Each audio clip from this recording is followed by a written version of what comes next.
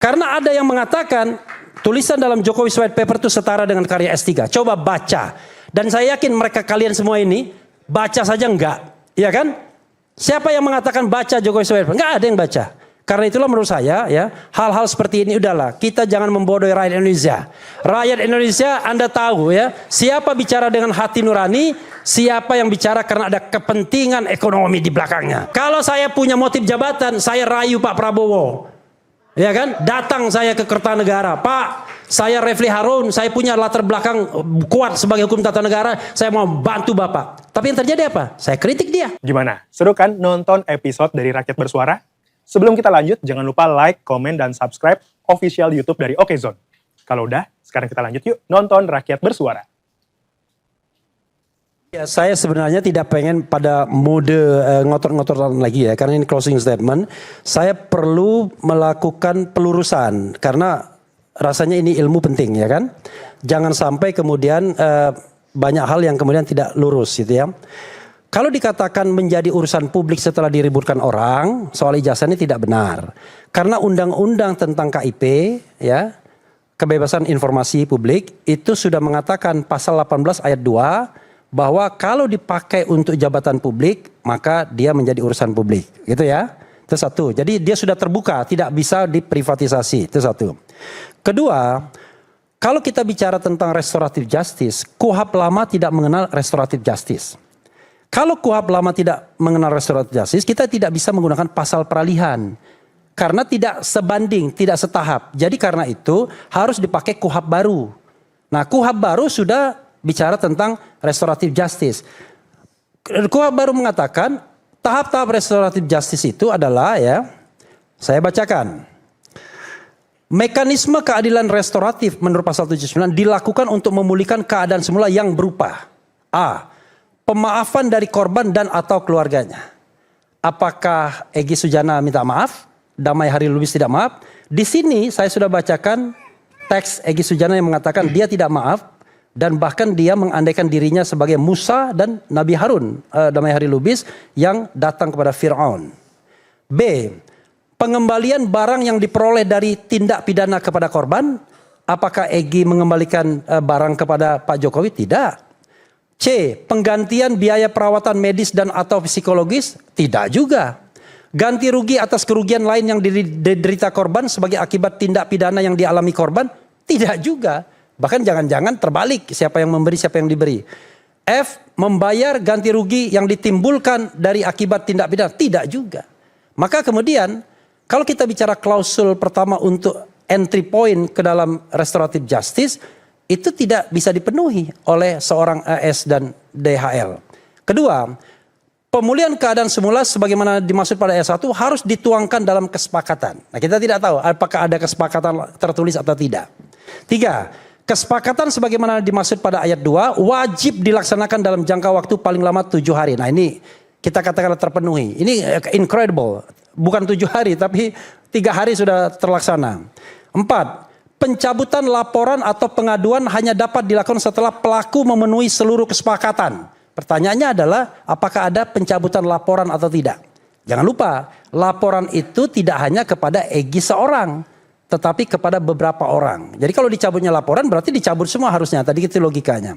5. Setelah seluruh kesepakatan terlaksana, perkara wajib dihentikan dan dimintakan penetapan pengadilan. Apakah ada penetapan pengadilan? Nggak ada. Makanya ketika dilakukan perpol itu salah besar. Karena perpol itu jauh di bawah undang-undang tentang KUHP. Ya. Oke, itu tentang restoratif justice. Lalu syarat objektifnya adalah ya, ancaman hukumannya di bawah 5 tahun. 5 tahun maksimal, mentok 5 tahun. Jadi 5 tahun ke bawah. Di Egy Sujana dan yang lainnya ada pasal 160. Yang ketika dikenakan masih 6 tahun. Dan sekarang ini ada pasal 32 dan 35. Itu yang ingin saya katakan. Itu satu. Ya. Kemudian klarifikasi berikutnya adalah mengenai Rismond. Tolong tampilkan yang saya kasih tadi. Ya.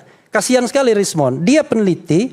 Kalibernya sudah internasional, bukunya banyak di Amazon. Coba Anda searching dalam bahasa Inggris. Anda mau menjawab Bang Rismond, ya. doktor palsu nih ya? Iya, Oke. Coba lihat tadi yang saya kasihkan ya. Oke, bisa saya diputar. diberikan Fit Adrison. Fit Adrison itu seorang doktor ya, lulusan luar negeri juga dari Universitas Indonesia, Fakultas Ekonomi.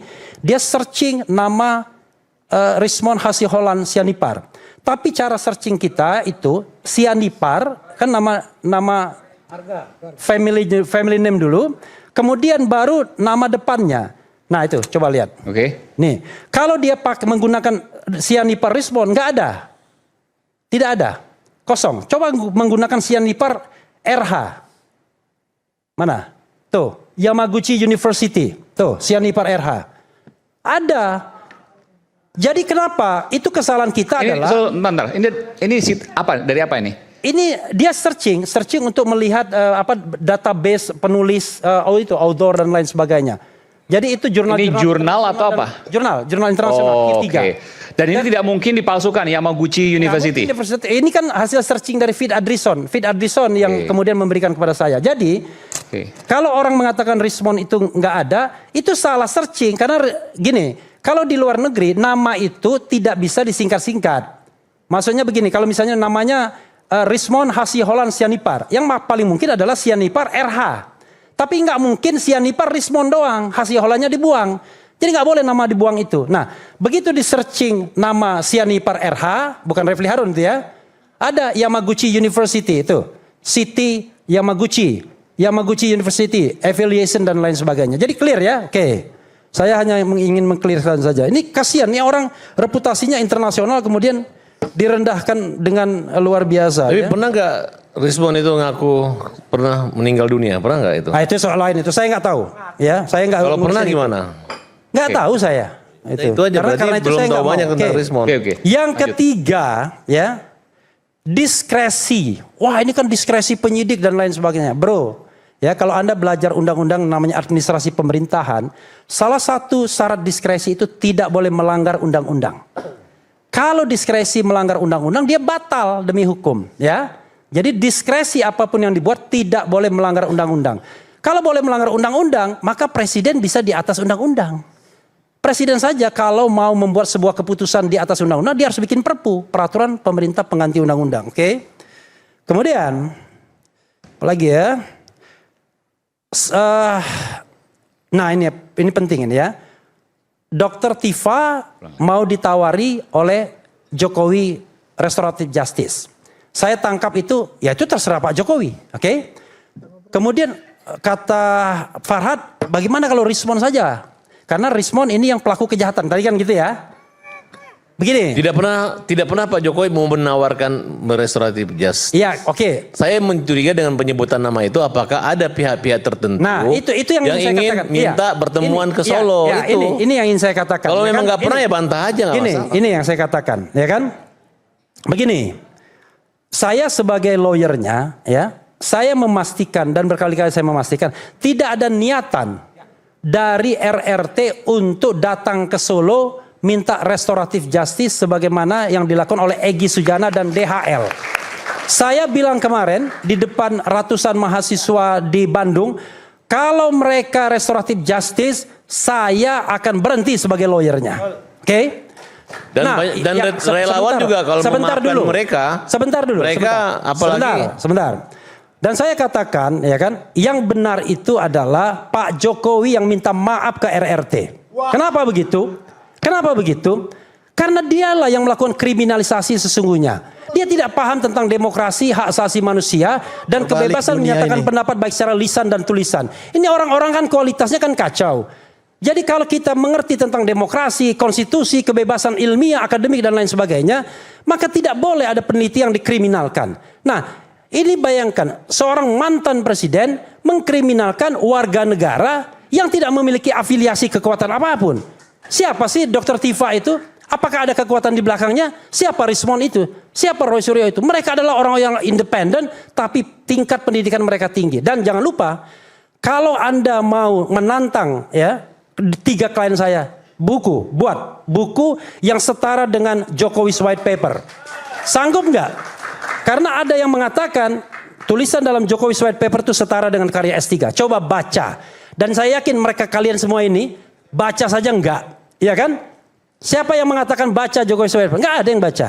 Karena itulah menurut saya ya, hal-hal seperti ini udahlah, kita jangan membodohi rakyat Indonesia. Rakyat Indonesia, Anda tahu ya, siapa bicara dengan hati nurani, siapa yang bicara karena ada kepentingan ekonomi di belakangnya. Wassalamualaikum warahmatullahi wabarakatuh. Bentar. Saya mau tanya dulu, boleh nggak? Boleh nggak saya tanya? Kepentingan ekonomi di belakangnya, maksudnya apa? Nggak, langsung. Kok nggak ada mati? Kayaknya terbalik nih. Kita yang nuduh kalian kok dituduh kita. Tes. Udah jelas ya. 10%, untung 10% ya. Ya, yang namanya ada ungkapan no free lunch. Tidak ada makan siang yang gratis. Kalau Anda membela kekuasaan atau Anda membela mantan penguasa yang masih powerful dari sisi ekonomi, maka tentu Anda mengharapkan sesuatu. Kalau tidak kekuasaan, jabatan, uang, itu kan common sense dimanapun. Tapi kalau Anda membela orang yang dizalimi, orang yang berhadapan dengan kekuasaan, Anda nilai sendiri. Apakah kemudian kita punya motif ekonomi dan jabatan? Kalau saya punya motif jabatan, saya rayu Pak Prabowo. Ya kan? Datang saya ke Kertanegara. Pak, saya Refli Harun, saya punya latar belakang kuat sebagai hukum tata negara. Saya mau bantu Bapak. Tapi yang terjadi apa? Saya kritik dia.